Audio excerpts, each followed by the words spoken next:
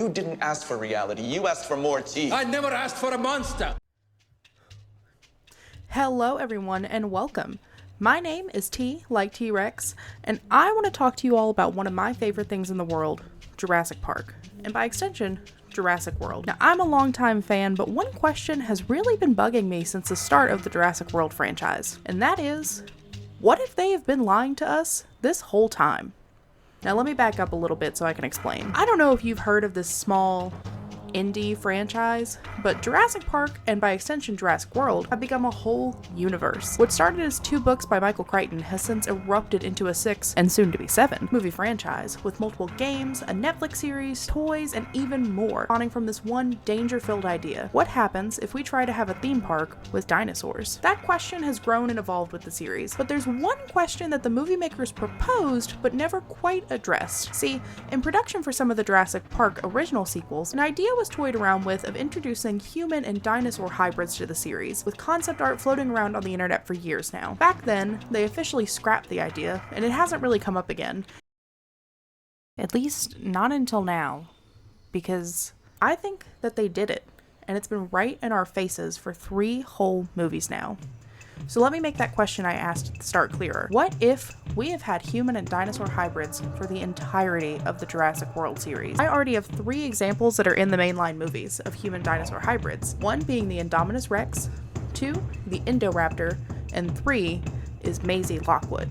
So let's start with the Indominus Rex. Designed to draw more attraction and sponsorships to the park, the Indominus Rex is the first official hybrid dinosaur that we're introduced to in the series. Now don't get me wrong, all of the dinosaurs have always been a hybrid of some kind.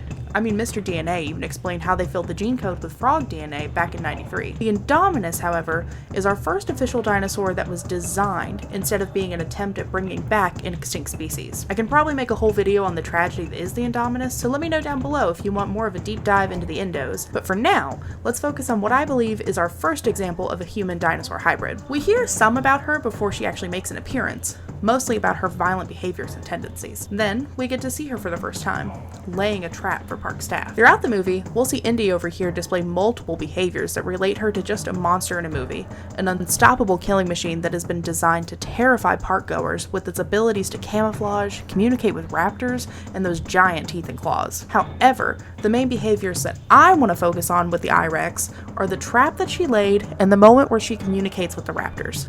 The trap in and of itself is remarkably human. I mean, she was even smart enough to trick Chris Pratt, the expert dino guy, in a ploy that resulted in her escaping to run a rampage on the park. Fast forwarding through here though, we eventually get to a scene where the raptors are used to confront her. At this point, the series has already established that these raptors operate in a pack that communicates with each other in incredibly intelligent ways. However, the communication that we see from the raptors has always been around hunting a target. Our clever girls have always known to divide and conquer when it came to hunting down prey. But in this confrontation, we see what is apparently a full conversation between the I-Rex and the raptors, resulting in the raptors turning on the humans and working with Indy. To me, this conversation has always been exactly that, a conversation. This is not the normal level of raptor communication that we see, that level of instinctual hunting and communication. This was a talk between the dinosaurs to come to an agreement and switch sides. The Indominus Rex somehow had powers of persuasion at her disposal, instead of just prepping to fight like we were expecting. Next up, I want to focus on the Indoraptor, where the Indominus Rex was, of course, a hybrid that was focused on creating something primarily modeled off of the Tyrannosaurus Rex.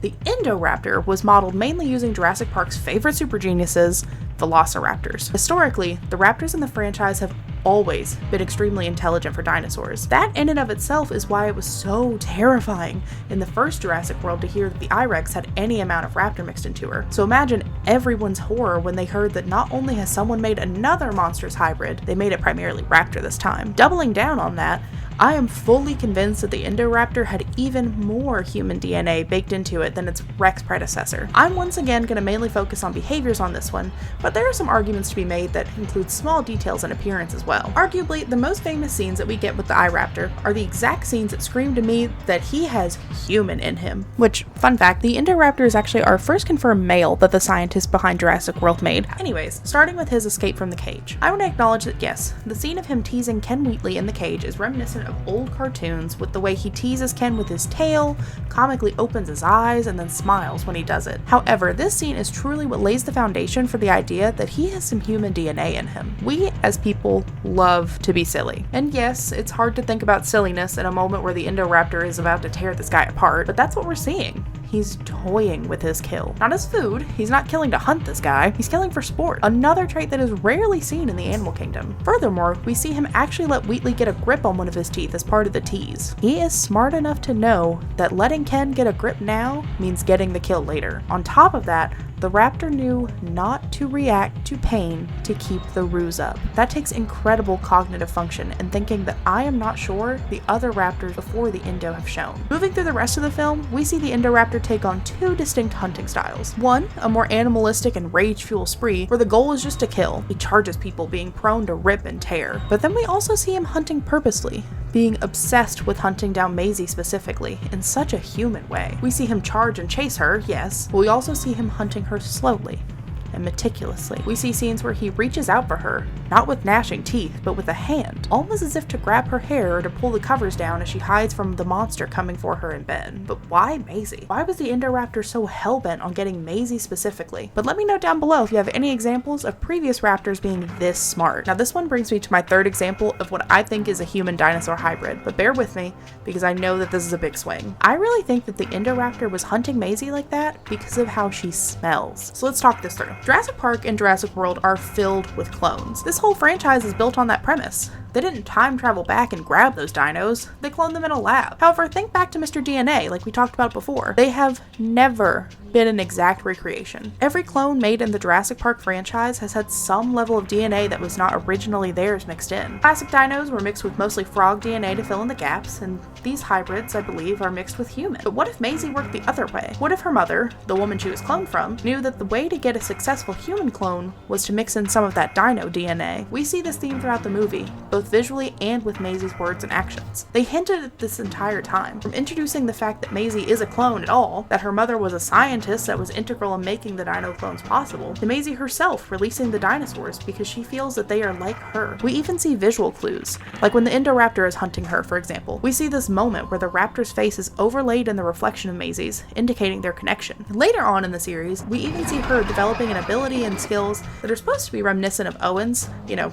Chris Pratt dino guy, to communicate with Blue and Beta. However, unlike Owen, she picks it up quickly, and she's able to ease their aggression towards her even faster than he is. Why? Well, maybe because she has some of that dino smell baked into her, and she's able to communicate with them on a more animalistic level that indicates that she's no threat to them. So where do we go from here? What comes next for the humans, dinosaurs, and hybrids in the upcoming Jurassic World movies? And are we going to see more hybrids in general? Well, yes.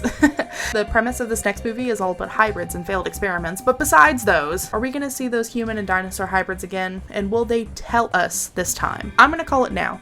That D-Rex has got some human in him. While we, of course, don't know much yet, I believe that based on the appearance alone, we can already see some of the human characteristics in the D-Rex. I'm mainly looking at things like smoothness of the skin and the structure of that jaw so far. But as soon as we actually get to see the movie, I'm excited to come back and compare notes. As for our other hybrids that are still out there, Maisie, well, I think we're going to see her again. Historically, Jurassic Park and Jurassic World have come around in trilogies, with the last one being a return of characters. I have a feeling that this series will be the same, and we'll see Maisie again in whatever the third movie of this trilogy ends up being.